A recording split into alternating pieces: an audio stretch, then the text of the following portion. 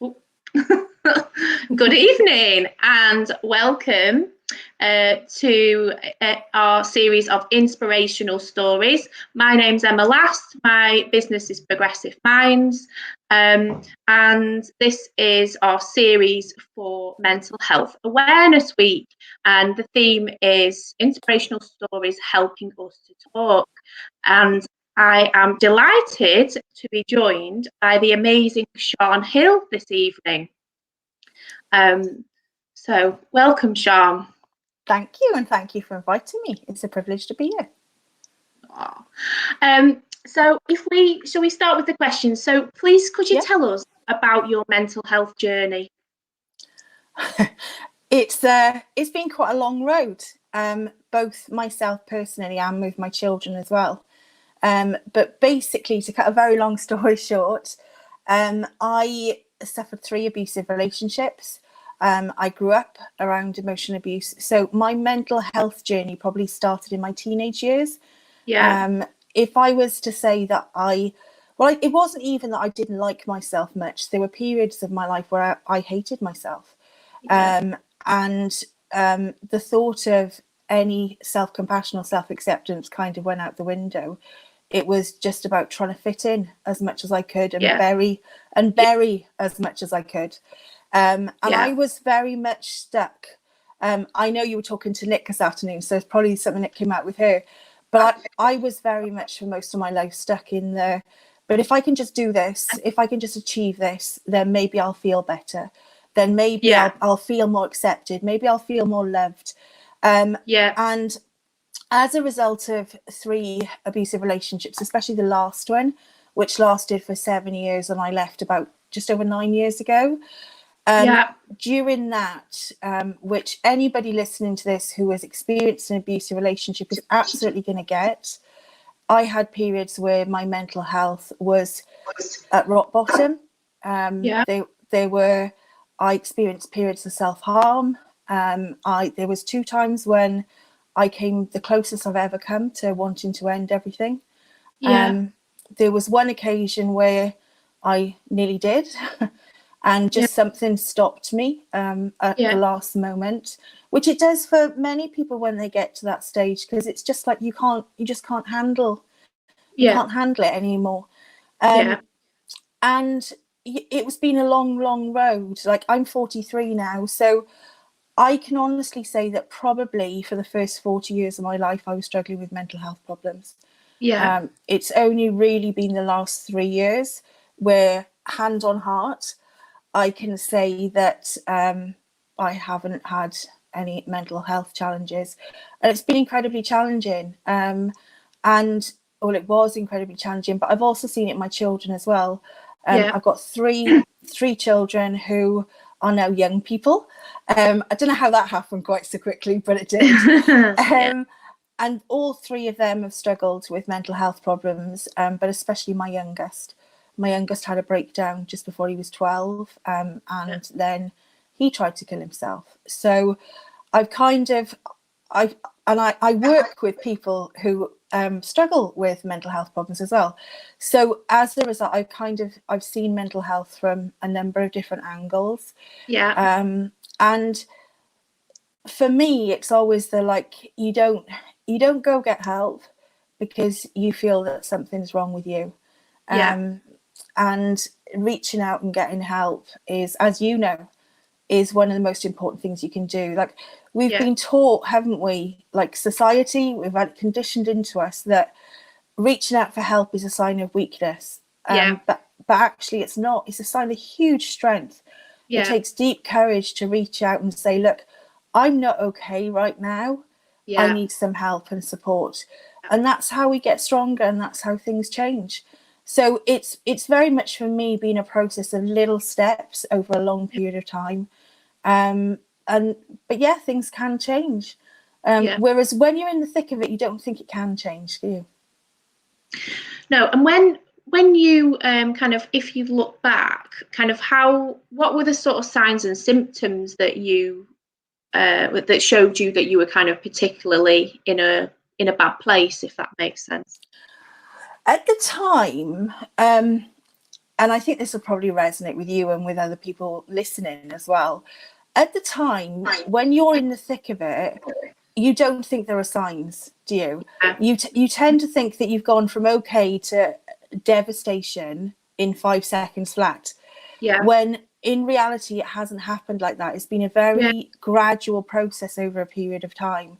Yeah. And it like sucks you into this vortex that all of a sudden you feel so helpless and so hopeless that it takes over everything. But no, looking back now, yes, there were absolutely signs. But I didn't know anything. I was brought up on a farm. It was very kind of older generation. Nothing like this was ever talked about. It wasn't talked about in school. Like our generation, it just wasn't talked about in school. We weren't taught anything. No. And your friends didn't talk about it. And as a result, that just adds to that sense of shame and that sense that there's something wrong with me. It's not okay to feel like this. It's not okay to not feel okay, when actually it's absolutely okay to not feel okay, and to reach out. So it's great. Over the last few years, it's great to see so much awareness around mental health, because the more we talk about things, especially those uncomfortable things that nobody wants to talk about, then the more comfortable it makes other people feel, especially those who are in those situations. And because you never know when it might help someone, do you? And I know you come from very much the same place that I do, don't you? In that everything that you do, if it helps one person, and that's where I come from. It's like you never know who may be watching something or see something that all of a sudden brightens their day and shines a bit of light that they of hope. Yeah, absolutely. What would you say has helped you the most? And this is going to be, obviously there's loads of stuff that's helped me the most, but I think the thing that's helped me the most, which is ironic given the context of this conversation and what the theme of this year's Mental Health Awareness Week is kindness. And kindness of others, little tiny acts of kindness that haven't cost anything but have meant everything, and being gradually kinder to myself. I think 100% is right at the top of the list as what's helped me the most. Is other people being kind, and then being able to open then a doorway to you being kinder to yourself. In little basic ways, like the stuff that I do is what I teach other parents to do now, and professionals. And it's very much about like I'm a firm believer in being kind to yourself in the most basic of ways. So yes, that could be self-talk. It could be talking to yourself in the way that you talk to one of your really good friends, or somebody that you deeply care about, that matters the most to you. Because we're often so much harder on ourselves than we are to others, aren't we? So it could look like that. But for me, being kind to yourself and taking good care of yourself is also about meeting the most basic needs that you have. So the things like, and we don't associate this with being kind to ourselves, but things like going to get a drink when you're thirsty, going for a wee when you need the loo. It's like, how many times do we go, oh, I'll just put that off. I'll just put that off. I'll do this first. And then before you know it, you kind of cross your legs, hoping you're going to get there in time. Like, we've all been there, haven't we? And these are the things that we quite often don't recognize as being kind to ourselves. When actually we're showing ourselves kindness and nurture and care in the most basic of ways.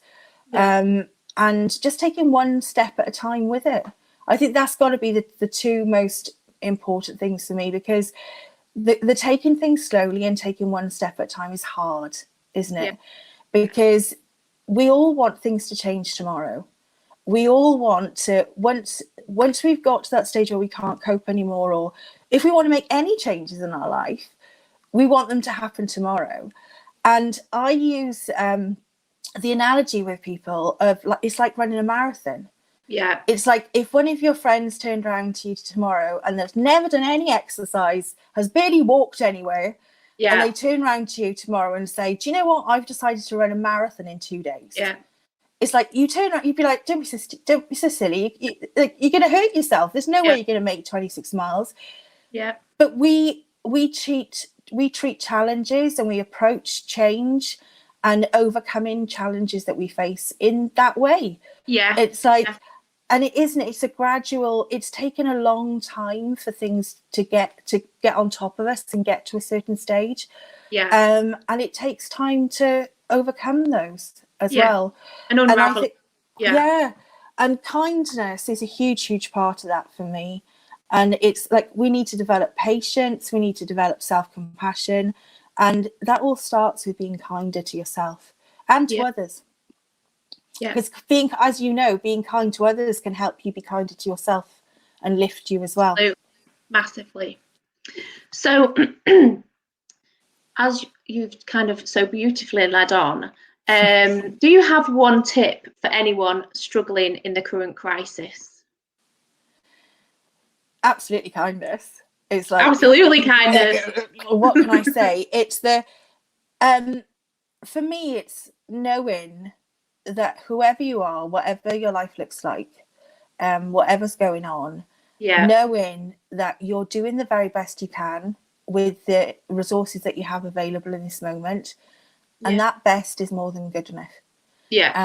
As we gain resources, as we gain support, then we can do things differently, we can do things better. But that doesn't mean that what you're doing right now is not good enough, because it absolutely is. And you're good enough as well.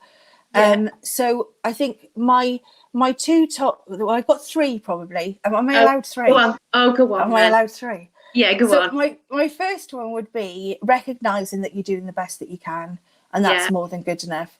The second would be about little simple ways of showing yourself kindness, and then forgiving yourself when you get it wrong, or if you make mistakes, because we're all human. Part of the human condition is that we make mistakes, we get things wrong, but actually we learn so much more from, we can learn so much more from those mistakes. And then the third thing actually for me would probably be about recognizing that you're not where you want to be, recognizing that you're struggling, whatever it is or looks like for you, and then reaching out to someone or to somebody or to something, organization, or maybe some online thing or course or something that could help you as well, that will help you show up for and support yourself while others are supporting you as well. Because I deeply believe that it's a combination of others showing up for and supporting us, and us learning how to show up for and support ourselves. And yes, kindness is a huge part of that. Is how things can slowly change as we take one step at a time. So that would be my three things probably. Oh, lovely. Okay, so you've kind of you've taken my last question from me. Sorry. That's all right. So in terms of how kindness has helped you, what sorts of things has giving or kindness done for you? It's kindness for me was it opened a door. Because if I'm anybody that knows me or works with me knows that I'm all about living and leading with compassion. And for me, that's the key with everything, for everybody and everything that we do. And kindness opens a door to that. So for me, kindness is like the first kind of step, because we have to start somewhere, don't we? It's like running that marathon. You wouldn't expect to be able to run 26 miles tomorrow. You'd have to start with walking a little bit first and getting your muscles used to it. So for me, it's about building muscles, but in just in a different way. So it is just about taking one step at a time. And just like for me, like I said, kindness is about the way you talk to yourself, the way you're there for yourself, the way you support yourself. In the moments when you feel okay, and especially in the moments when you don't feel okay. Because if you're able to learn how to be there for yourself, if you're able to learn how to show up for and support yourself, then you never truly feel alone. And if you have people around you who are able to do that too, then brilliant. It's like our most important biological attachment need is for attunement. So Yeah. it's to feel seen, heard, and understood. Yeah. And if we are able to see, hear, and understand ourselves, Yeah. and we have at least one person around us who's able to give us that as well, and Yeah. hold that space to compassionately witness how we're feeling and how we're being in this moment, just as we are right now. Yeah. Then that's all we need. Yeah. And just to take things one step at a time. Yeah, absolutely. And I suppose the starting point for that has to be that sort of almost self-realization, isn't it? Yeah. You know, that kind of, we talked about it earlier in Nick's video, and also yesterday with David, in terms of, you know, you just keep going and you keep going and you keep going until that point where there's a breaking point where actually, if we just stop, pause, kind of reflect on how we're doing, is there anything that we can do kind of to prevent us from to get to that point? You know, if we've got more time to be more self-aware, you know, and seek help earlier, that absolutely, you know, it's like those, we can start going down those paths and taking those baby steps, like you say. It is absolutely, everything starts with awareness, because there's a phrase that I use all the time in my teaching. It's we don't know what we don't know, and until we know, we can't change anything. So awareness is the first step, but we have to also be ready to awaken to the reality of where we are, and that can be tough. And like my world, as you know, I work with domestic abuse and trauma. And one of the kind of myths around around abuse, certainly, is that, well, if it was that bad, you just leave. And it was like, but it's not that simple. And especially with trauma as well, the whole point of trauma is abuse, for anybody that doesn't know, is a complex trauma. But the whole point of a trauma is that it takes away your choices. So you don't feel that you can do anything about it. And so it kind of, this is why for so many people things get to a stage where it's unbearable and they can't cope anymore before it's that kind of trigger point of, right, I can't do this anymore. Because those words, like, they're powerful, aren't they? I can't do this anymore. And it's like that's when change happens, or when change needs to happen. But so often, and especially in this country, we've been conditioned to do unless things are really bad, we don't need to change anything. We just kind of get on with it, carry on regardless. And for me, it's very much about, look, prevention is better than cure. And if we recognize that, for me, everything is the same. So whether it's mental health, whether it's trauma, whether it's abuse, things only get worse over time unless we do things differently. And it spirals and it gets worse. But once we're aware of where we are, and once somebody or something we've read shines a bit of light and brings some hope into our hearts and into our lives, then we recognize that things can change, that we can make different choices, that there are people out there who can support us. And then by pausing and going, right, well, this isn't because I'm bad. It's not because there's something wrong with me. It's just because I'm not feeling okay, and that's okay. But by recognizing where I am and then making different choices, then as a result, things can slowly change. And it can spiral the other way then, and we can have this beautiful spiral growing where things can gradually get better and better and better. And it is about that it's about awareness, and it's about pausing. And I'll be honest with you, I'm going to throw in an extra one now, if you don't tell me off. You know, we said about being kind to yourselves. One of the things that I do, one of the things that I teach to my students and to the professionals I train, is about the power of pausing. So many people will be aware of pausing with, like they may have learned about pausing before you react and creating a gap. But I actually teach people about pausing in their general day, about taking like mini resets during the day. Yeah. So to like, if you're waiting for the kettle to boil, or you sat on the loo having a wee, or I don't know, you're waiting at, I was going to say waiting at a bus stop, but there's not going to be many people doing that right now, is there? No. But if there's any points in the day where you naturally stop for anything, Yeah. it's like, just use that moment, no matter how long it is, because we only need to do something for 5 seconds for it to have an effect. Yeah. Is just to literally just to pause and just to notice how you're being in this moment. Yeah. Not to judge it, not to blame yourself for how you're feeling in this moment, but just to notice it with curiosity and compassion. Yeah. And then to see yourself as you're feeling in this moment. And just that in itself can be enough, just to, because like I said, our most important need is to feel seen, heard and understood. Yeah. And if we're able to see ourselves in that way, it can create huge shifts.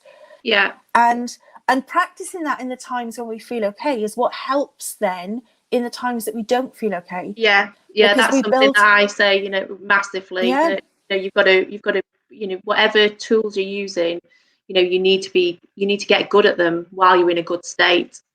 Yeah, absolutely. And it's about the both together, isn't it? It's like when you practice them when you feel okay, then number one, they're more effective when you don't feel okay, those tools.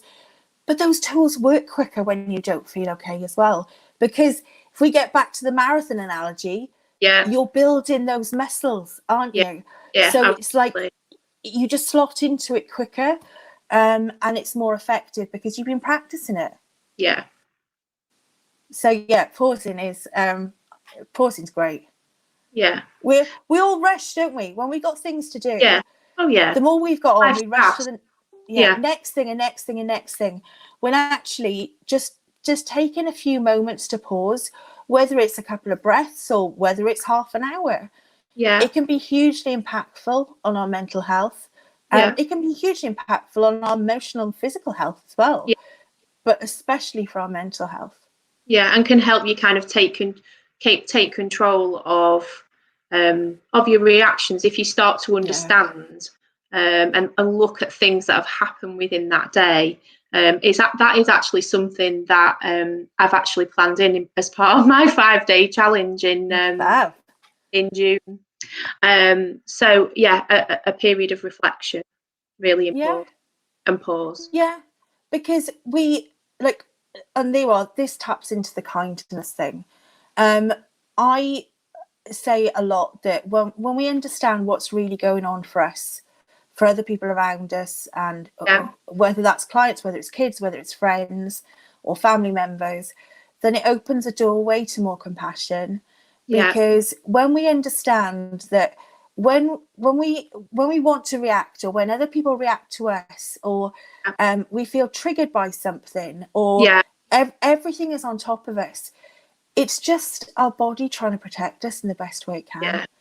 And it's not because there's something wrong with us. It's just because our body's trying to protect us. And when we're able to start looking at reactions and thoughts and feelings and behaviors in that way, then it helps us be able to show ourselves more compassion on other people. Because instead of being judgmental and going, well, why am I doing this? Why is this happening to me? We can go, well, what's driving that?